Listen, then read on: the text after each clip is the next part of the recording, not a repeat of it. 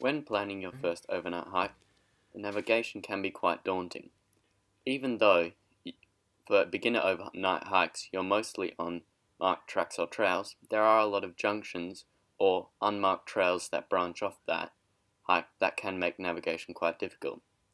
However, pre-familiarizing yourself with the map and visualizing your path of navigation is a great help for your first few hikes with simple navigation. The first step is to familiarize yourself with the features of the map. Roads are usually marked with solid red or black lines. Walking tracks are marked with dotted black or orange lines, and significant features are often such as peaks and rivers and ridges are often marked with names. This can be useful in route finding and comparing your map to the ground. Topographic lines can seem quite difficult to read at first. However, with a little practice, they are actually a very useful tool for understanding your surroundings. Each topographic line represents an area, the shape of that area above another certain area. Each line usually represents about 10 or 20 meters of elevation gain or loss, depending on how much area and elevation change and the scale of the map. As shown in the diagram above, on the far right there is a cone-shaped hill, and you can see that from the bottom diagram, which is a vertical view, the mid diagram, which is a side view, and the top diagram, which is a complete 3D view. Second from the right is a ridge with a spur jutting off it, as shown in the diagram.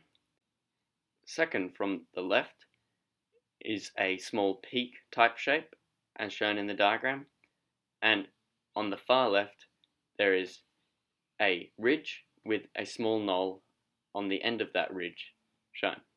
These are a few examples of the basic shapes that you can find on a topographic map. Each line is usually drawn to give a rough estimate of the shape and steepness of the slope. If the lines are closer together, the slope will be significantly steeper. If the lines are further apart, the slope will be a lot flatter. In this image, you can see the way that topographic lines are usually represented on a map, with numbers marking each line that lies at a 100-meter mark. All maps will share a feature similar to this, and it enables you to see which way a slope is facing and where you'll be going uphill, downhill, or traversing across the side of a hill on a route. The walk used to illustrate these principles is as follows. Starting in the car park of Charlotte Pass, following the summit walk, crossing two streams, and then rounding a ridge and a hut to a pass, then climbing up a peak from a junction, then down from that peak, then following in a straight line the main range track, past a lake, then over a peak, and then down to another lake, and then back to the car park, crossing another river.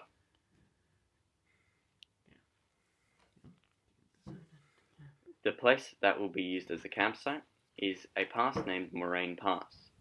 This, even though it is off track, is appropriate for a beginner overnight hike, as it has very little proximity and there is also very little vegetation on the ground.